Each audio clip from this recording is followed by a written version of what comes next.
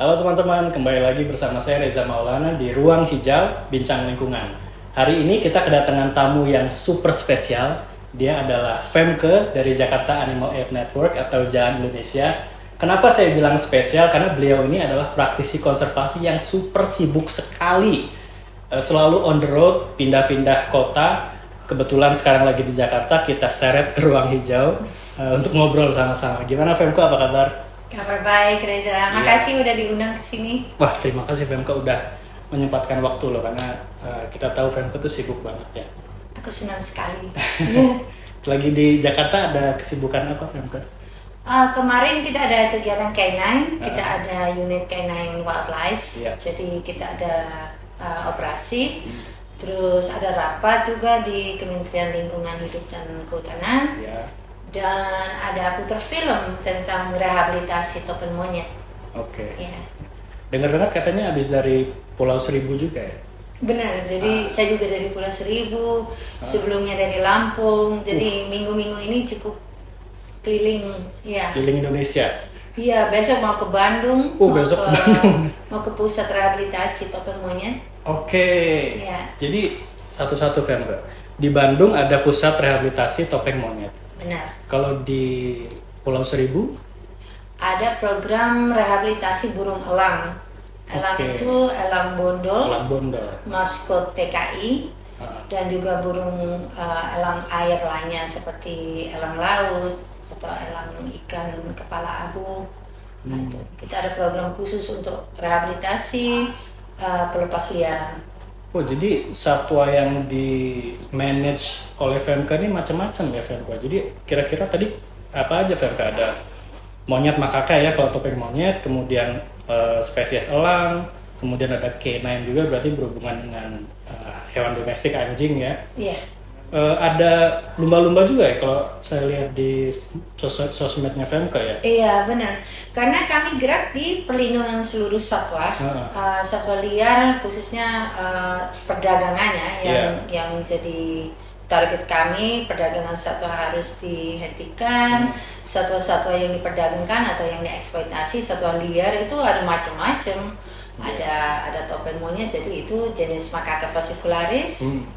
Ada juga yang diperdagangkan untuk dijadikan pet, kan primatanya macam-macam. Ada owa, ada orangutan, terus ada ya satwa-satwa yang diperdagangkan untuk dijadikan pemeliharaan atau untuk pun diekspor sampai ke luar negeri. Itu macam-macam individu. Jadi memang dari awal saya fokus ke satwa liar, jenis-jenis yang kita urus itu semuanya multi spesies ya. Semuanya ada di situ, termasuk lumba-lumba. Termasuk lumba-lumba. Iya. Saking banyaknya satwa liar yang diurus itu, Femke startnya kapan Femke? Startnya saya itu menetap di sini 2002. 2002. Pas mendirikan pusat rehabilitasi atau sebenarnya pusat transit sih untuk satwa yang hasil sitaan di bandara. Ya, itu namanya PPS Tegal Alur. Tegal Alur. Dan 2002 saya juga diundang ke Ragunan, di mana dibangun pusat primata smutser. Pusat primata smutser ya. Primata gorila segala macam itu ya. Ada gorila, tapi sebenarnya itu dulu intinya pengennya ada zoo dengan high quality gitu. Jadi satwa-satwa itu diberi standar semaksimal mungkin. Jadi beda sekali dengan Ragunan sebelum-sebelumnya gitu. Dengan harapan pusat rehabilitasi juga jalan dari situ. Jadi satwa yang memang ada di zoo tapi sebenarnya masih bisa kembali ke alam, bisa diberikan kesempatan. Satwa yang memang tidak bisa dikembalikan ke alam, bisa dirawat di sana dengan standar yang super bagus. Itu dulu intinya dari pusat primata smutser. Dan kita dirikan itu 2002. Ya, saya bagian tim yang mendirikan pusat primata smutser. Ini menarik tadi Femke bilang menetapnya 2002.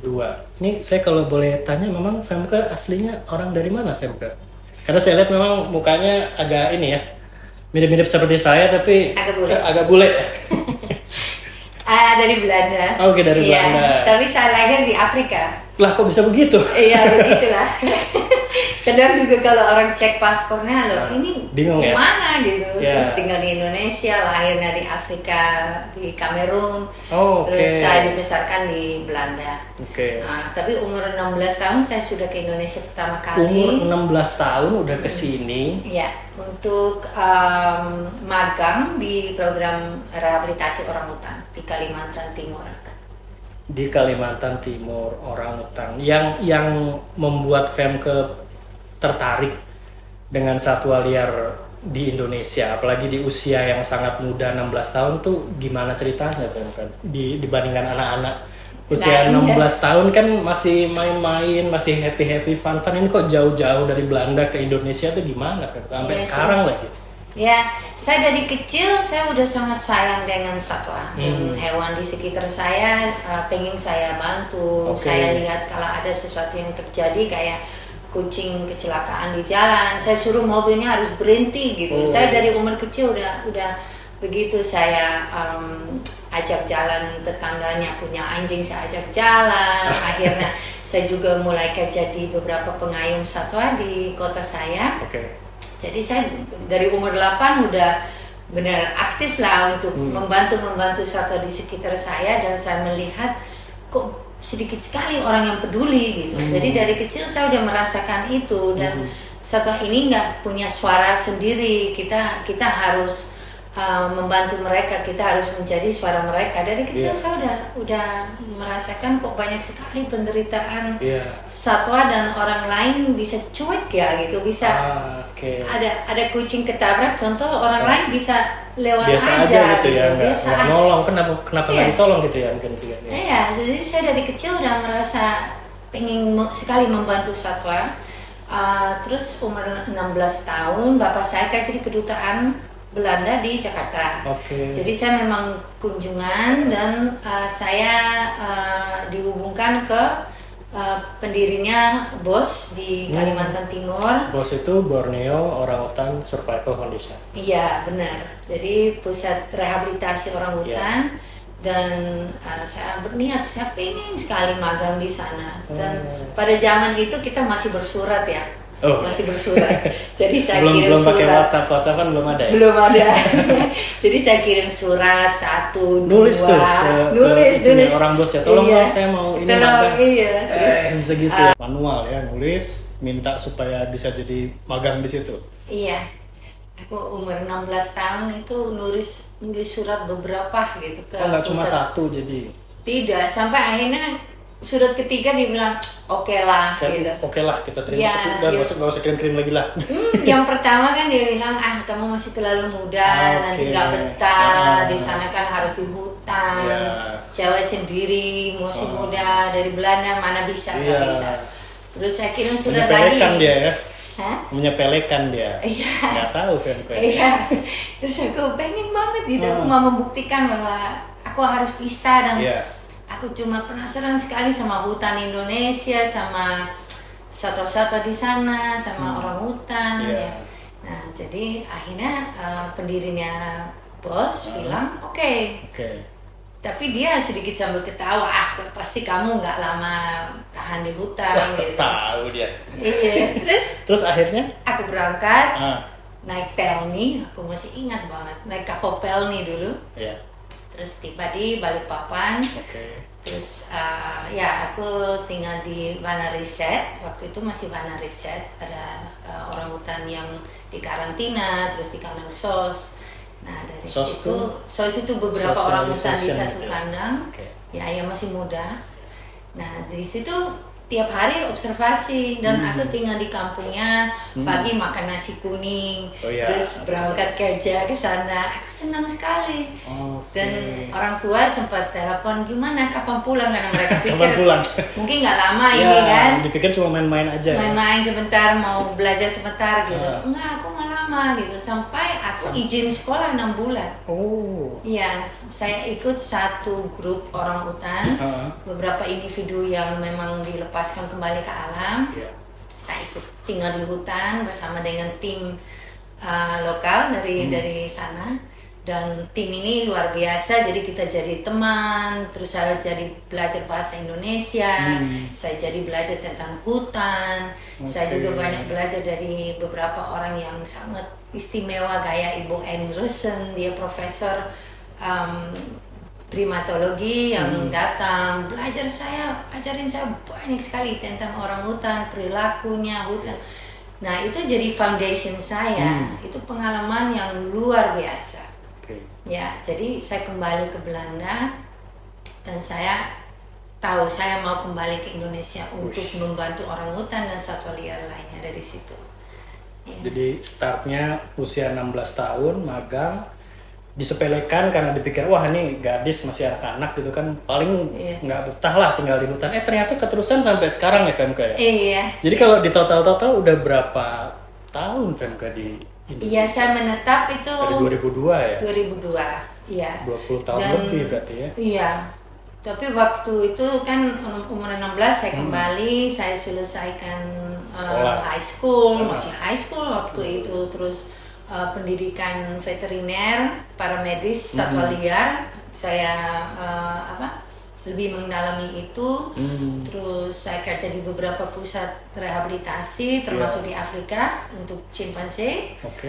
Tapi hati saya panggil saya harus kembali ke Indonesia gitu, saya ingin sekali. Terus saya dapat kesempatan, saya dipanggil untuk gabung di tim pendirian pusat primata Smutser dan pusat rehabilitasi atau pusat transit satwa yang pertama. Di Soekarno-Hatta, dekat Soekarno-Hatta. Tegal Alur tadi ya? Tegal Alur. Ya. Jadi FMK ini datang ke Indonesia, jatuh cinta, tapi dia harus pulang dulu, pulang ke Belanda, menyelesaikan sekolahnya, kemudian mengemban pendidikan veteriner ya. Jadi berbekal dengan ilmu, baru kembali lagi ke sini ya, sampai sekarang, dan tidak hanya primata, tapi segala macam satwa liar juga diurus oleh beliau. Luar biasa. Karena ini sedikit cerita aja. Sebetulnya saya kenal FMK tuh udah hampir 10 tahun yang lalu ya. Jadi mirip-mirip, dulu itu saya sempat jadi relawan di Pusat Penyelamatan Satwa Cikananga, ketemu FMK di situ. Kalau FMK masih ingat tuh. Ingat. Masih ingat ya FMK? Iya, ingat. Dulu saya cuma jadi tukang itu ya, tukang bersih-bersih ya. Bersih kandang-kandang satwa. Iya, jadi kalau dipikir-pikir memang FMK ini sudah sangat lama berkecimpung di dunia satwa liar. Bisa dibilang apa ya? Berarti sering ketemu dengan pemerintah ya FMK? Iya, sering, karena satwa liar kan memang milik negara ya. Iya. Jadi kita untuk melakukan program penyelamatan, rehabilitasi, terus apalagi pelepas liaran ya harus kerja bersama dengan pemerintah. Jadi memang FMK ini bisa dibilang mitranya pemerintah dari jalur yayasan gitu ya? Ya, dari 2002 sebenarnya. Dari 2002? Karena dulu undangannya itu dari Kementerian. Saya diundang oleh Kementerian dulu. FMK. Jadi dari 20 tahun lebih FMK di Indonesia pasti sudah banyak pengalaman bersama dengan pemerintah. Tentunya banyak sekali pencapaian di bidang konservasi satwa ya? Iya.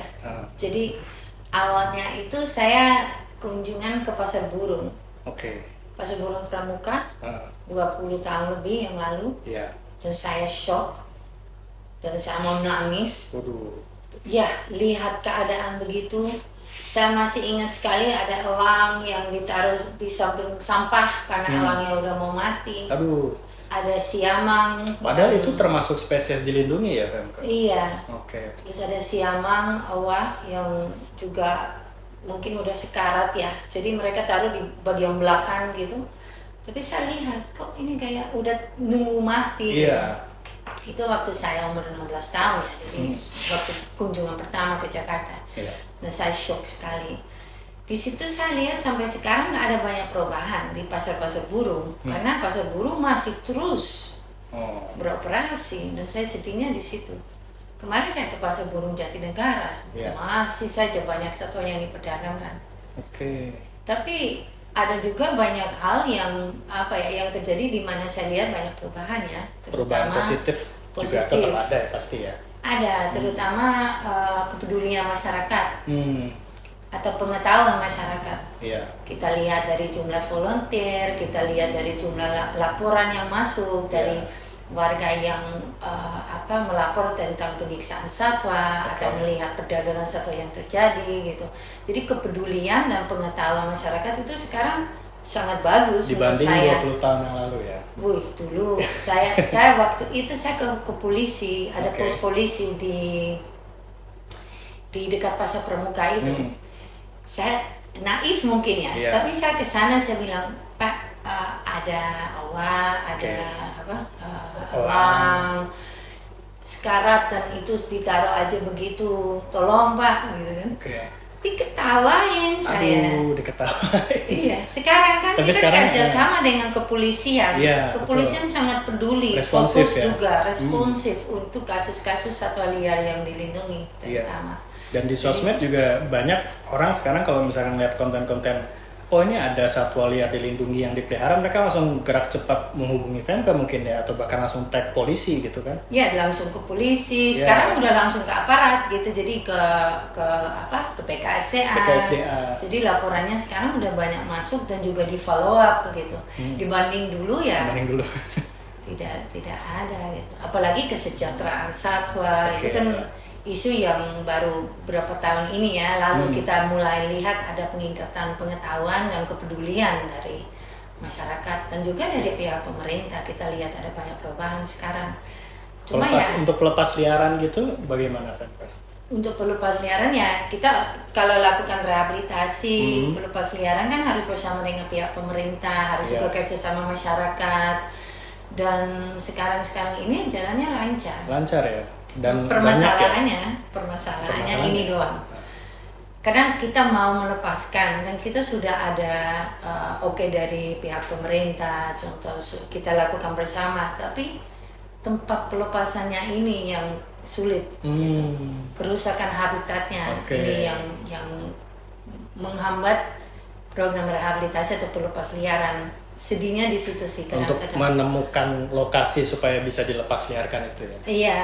Contoh kita ada siamang kalau dilepaskan ke hutan di mana sudah ada populasi yang memiliki wilayah, otomatis kita malah membuat masalah untuk populasi yang berada di sana dengan melepaskan siamang di wilayahnya mereka gitu. Dan juga untuk siamang yang kita lepaskan tidak adil ya, kita mempersulit untuk dia ini loh masuk rumah orang lain. Semoga survive gitu. Nah ini yang memang sulit kalau kita melakukan rehabilitasi dan pelepas liaran satwa liar.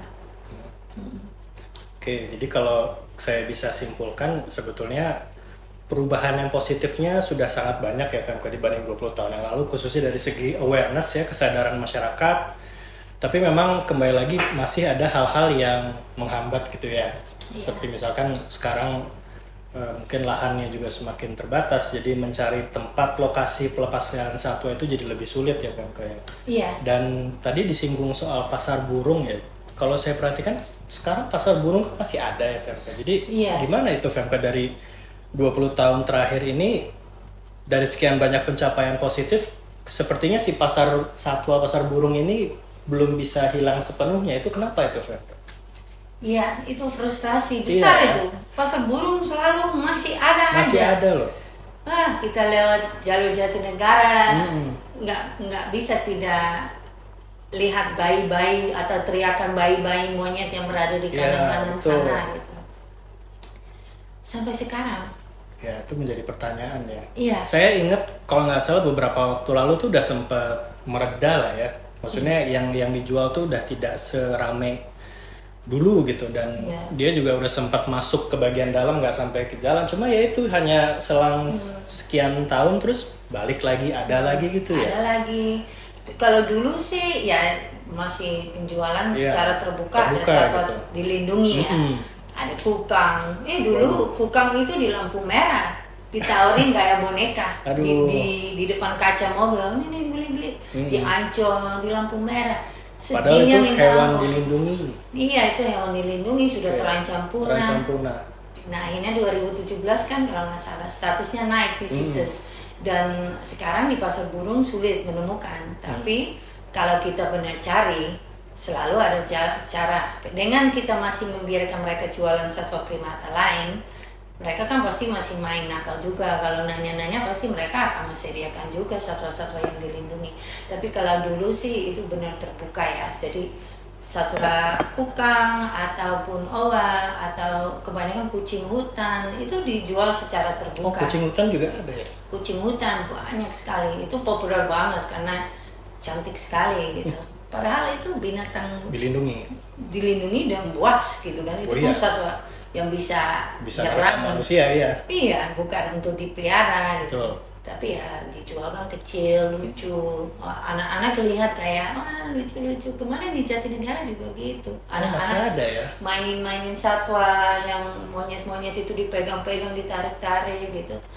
Orang tuanya nggak ngomong apa-apa. Itu kan kesalahannya di situ gitu, di pendidikannya dari orang tuanya yang membiarkan aja. Jadi nggak ada compassionnya, nggak ada kepedulian dari anak-anak itu terhadap satwa hidup yang berada di depan mata gitu. Padahal yang diperlihatkan di situ adalah bentuk penderitaan ya. Harusnya kita jangan ajarkan ke anak-anak untuk main di situ gitu ya. Iya. Itu mulai dari hal kecil ya. Ada hermit crab apa? Kelomang gitu ya. Kelomang ya. Itu dicat kan, ada banyak sekali dan banyak bagian udah mati, ada yang masih hidup. Itu jadi mainan. Nah mungkin orang melihat itu kan cuma padahal itu makhluk hidup juga. Itu gitu makhluk hidup juga dan dia punya fungsi penting di alam. Betul. Tapi diambil dari alam terus dijual kayak mainan gitu. Ya pasar burung itu memang tempat bermasalah. Ya. Untuk ini ya, menggunakan makhluk hidup satwa liar sebagai mainan gitu ya kan. Mungkin mirip-mirip seperti topeng monyet kali ya. Kan sampai sekarang topeng monyet juga masih rame gitu. Yang mana yang saya tahu di Jakarta itu kalau nggak salah topeng monyet sudah dilarang dari 2013 ya. Benar. 2013 kan ya. 2013 sudah dilarang, tapi sekarang 2024 itu masih ada gitu loh di jalan-jalan, padahal hukumnya sudah melarang. Dan di era digital seperti sekarang topeng monyet udah nggak di jalanan saja gitu, bahkan masuk ke sosmed, ke Instagram, ke TikTok, orang beli bayi monyet dimain-mainin gitu, dianggap lucu-lucuan, kemudian jadi bahan untuk mencari uang juga kali ya. Iya benar. Berarti itu salah satu hal yang masih diperjuangkan ya sama Femke. Iya. Memang perdagangan jenis-jenis monyet itu masih marak sekali. Dan orang bisa beli online, orang bisa beli di pasar-pasar. Jadi selama penjualan satwa ini ditoleransi oleh pemerintah, ya kita akan terus melihat dampaknya dari situ. Perdagangan ilegal sebenarnya, karena ini kan semua penangkapan dari alam. Banyak yang dalam perjalanan ini satwanya mati di dalam perjalanan karena mereka kan diselundupkan. Ini testimoni dari Femke sendiri ya yang melihat. Oh iya. Iya, karena kita kan juga intervensi di perdagangan ya. Kita kerjasama dengan beberapa pihak pemerintahan kayak karantina, terus kepolisian di beberapa tempat strategis di mana satwa ya sering diperdagangkan atau diselundupkan. Nah di situ kita kerjasama dengan kita punya unit K9, anjing pelacak. Dan ya sering sekali kita menemukan bayi-bayi monyet, bayi banget, baru dari induknya dibunuh. Terus bayi ini teriak-teriak, nangis-nangis gitu. Diselundupkan itu Femke? Diselundupkan, ada juga bayi orang hutan ya, 2 tahun yang lalu juga dapat dengan anjing pelacaknya. Diselundupkan untuk ya lalu dijual belikan gitu. Nah yang bayi-bayi ini sering sekali kita menemukan karena belum ada tindakan yang serius untuk menghentikan perdagangan ini. Jadi kita melihat monyet itu dijadikan konten di sosial media. Kita lihat mereka itu dijadikan topeng monyet, ya dilatih untuk mencari uang gitu, untuk dengan cara yang kejam ya sebetulnya ya. Pelatihan itu kan kita investigasi sampai mendalami siapa yang melatih, latihnya di mana, cara pelatihannya bagaimana. Luar biasa kekejamannya di balik topeng monyet. Mereka dibuat lapar, mereka diikat di leher, mereka diikat tangannya, mereka suruh berdiri di atas batu. Kalau mereka berdiri begini, kalau mereka jatuh dari batu, otomatis mereka hang. Jadi mereka belajar untuk diri di atas batu. Nah, ya hal begitu. Terus mereka juga dipukul kalau nggak ikut instruksi dari handler. Jadi kalau orang lihat topeng monyet itu kan dia pakai pakaian, pakai baju gitu ya. Dan reaksi banyak manusia tuh masih lucu ya. Nah itu yang nggak masuk di saya gitu. Ini kan jelas tidak lucu. Ini satwa dari hutan, ini satwa liar gitu. Dan apalagi ini masih anakan, ini seharusnya hidup bersama keluarganya di hutan ya. Dan mereka disiksa dengan ada rantai, terus harus buat bermacam triks gitu. Nah, kita lama sekali kampanye, lama sekali. Kita mulai 2008. Pas saya lihat topeng monyet di lampu merah Ragunan. Di Ragunan lagi? Iya, di lampu merahnya di situ. Ada satu dia pakai baju, itu pertama kali saya lihat topeng monyet. Pernah saya dulu lihat foto-fotonya. Saya pikir ini hal yang jadul ya, dari zaman dulu ya sudah nggak ada itu tidak eksis gitu. Saya di lampu merah, ada di samping saya monyetnya, dan saya di situ kayak bikin janji gitu. Saya akan menyelamatkan kamu, tapi saya nggak bisa sekarang. Saya nggak bisa beli dia. Kalau saya beli, nanti ada lagi gitu ya. Ada lagi, cuma ya itu berat banget momen itu gitu kan, dimana kita akan tahu kita akan harus berjuang lama untuk membebaskan dia dan teman-temannya. Waktu itu kan 2009 mulai marak sekali topeng monyet di Jakarta. Di mana-mana di lampu merah. Jadi banyak orang oportunis ya yang menggunakan monyet untuk cari uang. Ternyata di belakang itu ada bos-bosnya. Bos-bosnya ini beli monyet bayi-bayi, dilatih, nanti disewain ke anak-anak remaja yang memang nggak punya kerjaan gitu. Jadi sebenarnya jadi ada seperti sindikat gitu ya. Iya, ada sindikat. Dan kalau dipikir kan anak-anak yang tiap hari nyewa, harus setoran. Mereka juga jadi korban karena mereka itu kalau nggak setoran jadi utang. Jadi sistemnya itu ya sakit dari seluruh tidak baik untuk satuannya, tidak baik untuk si pekerjaannya juga ya. Karena kalau memang kita ingin memberdayakan anak-anak muda harusnya tidak dengan cara seperti itu. Iya. Jadi akhirnya karena kita mendalami, akhirnya kita tahu bos-bosnya di mana. Ada yang di Plumpung, Jatinegara. Terus pada saat itu gubernurnya akhirnya melarang topeng monyet. Dalam 2 bulan kita menerima 120 ekor. 120 ekor. Ya, dan kita pada saat itu harus siap pokoknya. Gimana pun kita harus siap karena ditampung ya. Jadi kita semua kan harus ditampung dan harus siapkan fasilitas yang layak. Karena kan kita nggak bisa bilang salah loh ini penyiksaan, tapi nanti kita nampung, kita sendiri nggak bisa memberikan kesejahteraan ke mereka gitu. Jadi tetap harus kasih solusi juga. Waktu itu stressful banget, harus pikirin gimana. Di satu sisi seneng berhenti, tapi di sisi lain juga kita harus nampung 120 ekor nih. Karena menurut saya ya, kita nggak bisa hanya protes, kita nggak bisa hanya demo, kita juga harus bekerja sama dengan pihak-pihak yang bisa mungkin melarang. Contoh pada saat itu kan bisa melarang topeng monyet, tapi tidak ada solusi. Mereka tidak ada fasilitas untuk rehabilitasi atau dana atau tenaga atau dokter hewan gitu. Jadi kita harus juga memberikan solusi. Nah di situ kita proaktif, kita dirikan pusat rehabilitasi kerjasama dengan Pemda DKI pada saat itu. Jadi di lahannya Pemda. Jadi bagus kerjasamanya, sistemnya udah benar. Yang saya sedih ada 120-an yang diselamatkan sampai bisa juga dilepas liarkan. Itu sangat luar biasa. Kita kan juga nggak lepas begitu aja. Harus jadi ada sistem rehabilitasi dulu ya. Ada rehabilitasi juga, ada pada saat itu banyak yang sakit sih. Ada juga yang sakit lewat secara fisiknya memang tuberkulosis. Tuberkulosis kan bisa kena ke manusia juga ya.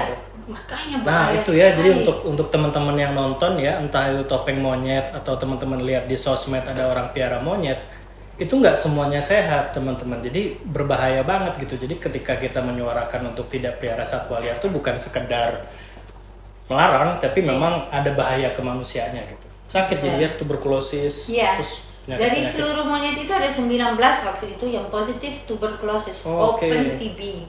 Dan kalau mereka hidup di hutan ya tidak ada penyakit seperti itu, tapi karena mereka diperdagangkan, mereka terekspos dengan manusia yang membawa penyakit ini, karena monyetnya datangnya bersih, nggak mungkin dia punya tuberkulosis kalau hidup di hutan. Dia dapat dari manusia di sekitar dia. Akhirnya dia bisa spreading ke anak-anak yang nonton. Betul. Iya, nah itu bahaya banget gitu. Jadi ya sedih sekali ada 19 yang tidak bisa diselamatkan. Karena udah tuberkulosis, udah kronis, udah open TB, bahaya sekali. Nah, yang lain bisa direhab dan ada step-stepnya ya gitu. Jadi sampai bisa dilepaskan kembali ke alam. Wah, itu luar biasa banget ya kalau dipikir. Berarti dari tahun 2008-2009 ya sampai sekarang akhirnya ada pusat rehabilitasi khusus X topeng monyet. Benar. Jadi X topeng monyet itu di rescue, diselamatkan, direhabilitasi di sana, kemudian dilepas liarkan ke alam yang memang sudah disiapkan ya. Ya. Jadi ke tempat khusus lah yang dimana mereka aman. Tidak bisa menemukan manusia gitu. Boleh di-spill namanya atau rahasia? Nama tempat pelepas liaran kita nggak spill karena nggak boleh. Tempatnya itu sangat istimewa. Nggak ada manusia di situ. Surga buat satwa. Dan dilarang juga sih untuk orang berangkat ke sana, memang nggak bisa gitu. Itu tempatnya manusia nggak boleh masuk, jadi kita dapat izin khusus untuk membawa satwanya ke sana. Sebelum kita melakukan pelepas liaran, kita juga survei apakah aman buat monyet, makanannya cukup, apakah nggak akan mengganggu populasi atau satwa di sana. Terus kita lakukan juga post release monitoring. Jadi setelah dilepas, jadi kita masih ada tim yang mengikuti lah geraknya mereka. Jadi nggak sekedar dilepas ditinggal gitu nggak? Tidak bisa. Dan saya lihat kadang itu ada seperti tren ya, lepas satwa gitu, ayo buka kandang, foto-foto pulang. Apa satwa ini hidup atau tidak? Betul. Apakah dia benar akan bisa mandiri ya kan? Kita belum tahu gitu. Jadi kita nggak pernah contoh melepaskan satwa yang masih remaja kalau nggak ada kalau dia bukan bagian dari keluarga lainnya gitu ya. Harus berkelompok. Jadi topeng monyet itu juga kalau di rescue kan mereka sendiri masuk kan. Nah disitulah mereka traumanya luar biasa, ketakutan. Kan saya kerja dengan satwa primata udah lama sekali.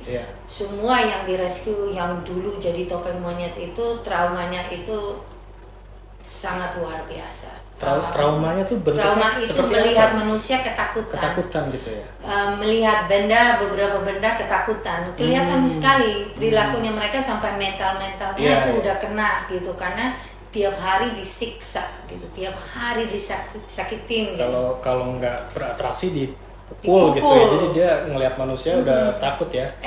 Nah untuk topeng monyet untuk bisa rehabilitasi sampai mungkin bisa dilepaskan kembali ke alam, berarti kan dia harus punya keluarga baru ya, monyet lainnya. Jadi di pusat kami kita lakukan karantina, cek penyakit, habis itu sosialisasi. Jadi mereka disosialisasikan dalam satu kelompok, dan kadang ada memang yang nggak bisa, yang nggak berhasil, yang sudah terlalu parah ya? Sudah terlalu parah, atau dia mungkin ada kecacatan, jadi kita nggak bisa lepaskan kembali ke alam, ya kita akan merawat seumur hidup. Kita harus tetap tanggung jawab terhadap satwa itu.